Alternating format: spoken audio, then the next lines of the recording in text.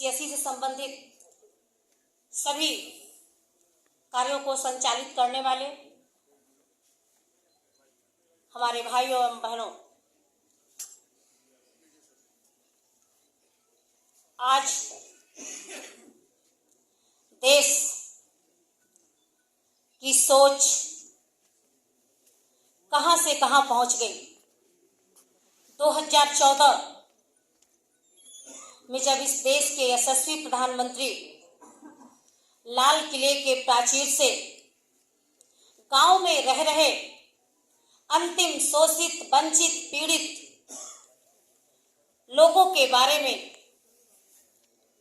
बोलना शुरू किया, स्वच्छता मिशन के बारे में बोलना शुरू किया, किसानों के बारे में बोलना शुरू किया, गांव में रह रही उन महिलाओं के बारे में बोलना शुरू किया, दलित, शोषित, वंचित लोगों के बारे में बोलना शुरू किया, तो देश में तमाम तरह की जो लोग थे उनकी सोच ये लाल किले के प्राचीर से देश के प्रधानमंत्री को ऐसा भाषण देना, ये कुछ समझ नहीं आ रहा है। लेकिन इस देश को समझ में आ रहा है कि 2014 के लाल किले के प्राचीर से जब प्रधानमंत्री आदरणीय इस देश के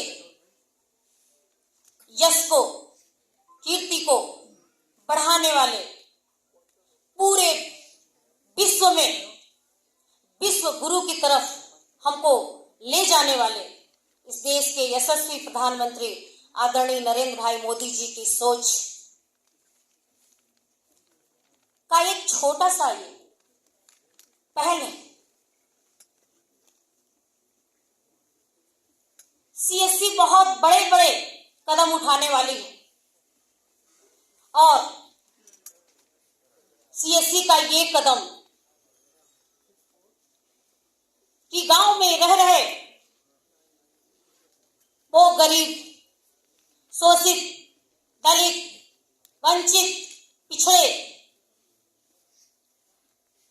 श्रमिक जो अपने बच्चों को प्ले विद्यालय में नहीं ले जा सकते, नर्सरी, एलकेजी, यूकेजी में नहीं पढ़ा सकते, क्योंकि उनके पास शहरों के विद्यालयों में देने के लिए इतना पैसा नहीं है। आज सीएससी के माध्यम से हमारे देश के प्रधानमंत्री गांव में रह रहे उन दलित, उन पिछड़े, शोषित, वंचित लोगों के सपनों को साकार कर रहे हैं। शायद जिस तरह की शिक्षा हमारी सीएससी और रात दिन विवेक सर ने आप लोगों को बताया कि किस तरह आईटीएन जो है इसके लिए मेहनत कर रहे हैं और उनके मेहनत का पूरा हमारे देशवासी, देश में रह रहे गरीब, शोषित, वंचित लाभ उठाएंगे। थोड़ा सा नमूना दिखाया तो पूरी शिक्षा का स्तर समझ में आया। बच्चे कोई चीज देख के जल्दी सीख जाते हैं। आप उनको ए बार बार दिखाएंगे, पढ़ाएंगे तो ए जल्दी नहीं समझ आएगा। आप बताएंगे इधर से डंडा, इधर से डंडा, बीच में ऐसे करो तो ये ए बनता है। लेकिन एक बार उनको एप्पल दिखा देंगे तो ए फॉर एप्पल उनको तुरंत याद आ जाएगा। इस प्रकार की डिजिटली शिक्षा गांव में हमारे गरीबों के बच्चों का भविष्य उज्जवल हो और वो प्राथमिक शिक्षा से भी नीचे जो बाल शिक्षा है, इसमें सीएससी ने इतना बड़ा कदम उठाया है। सीएससी का मैं बहुत बहुत धन्यवाद देती हूँ, बहुत बहुत इसका आभार प्रकट करती हूँ।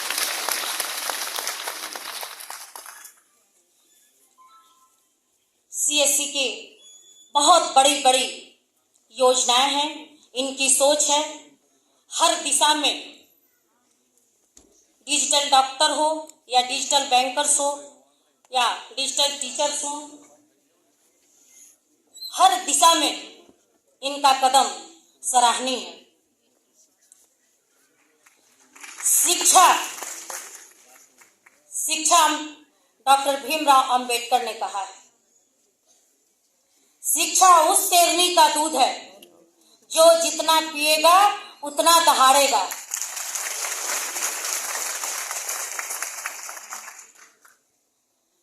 मैं आप लोगों से एक ही बात कहूंगी, इस देश के प्रधानमंत्री जी की सोच हर महीने मन की बात के माध्यम से हर नई नई चीज को विकसित करना,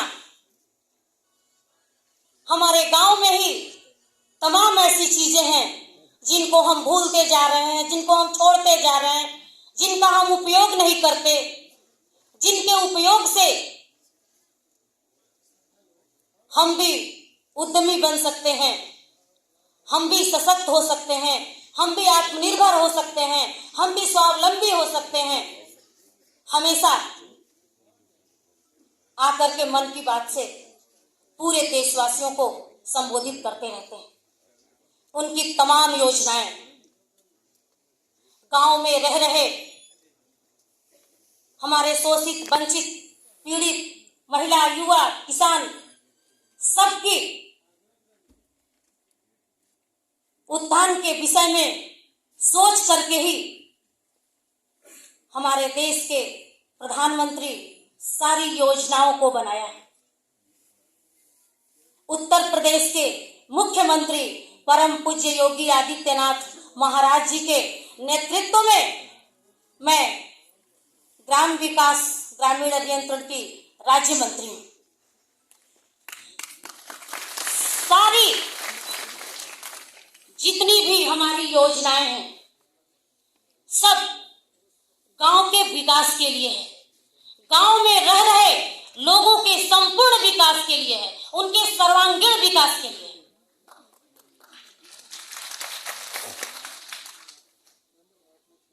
हमारे देश के प्रधानमंत्री जब उज्ज्वला योजना के माध्यम से गांव में रह रही उन महिलाओं का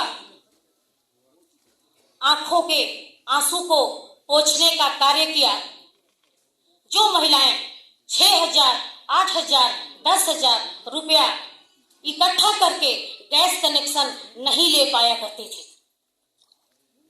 आज गांव-गांव, घर-घर में उज्ज्वला योजना के माध्यम से गैस पहुंचाया गया। स्वच्छता मिशन की बात की हमारी सरकार ने, यह डबल इंजन की सरकार, आदरणीय मोदी जी और आदरणीय योगी जी, डबल इंजन की सरकार जब स्वच्छता की बात की तो उस पे योजना भी बनाई। हमारे प्रधानमंत्री जगह जगह खुद स्वयं झाड़ू लगाए, जगह जगह स्वयं कूड़े उठाए।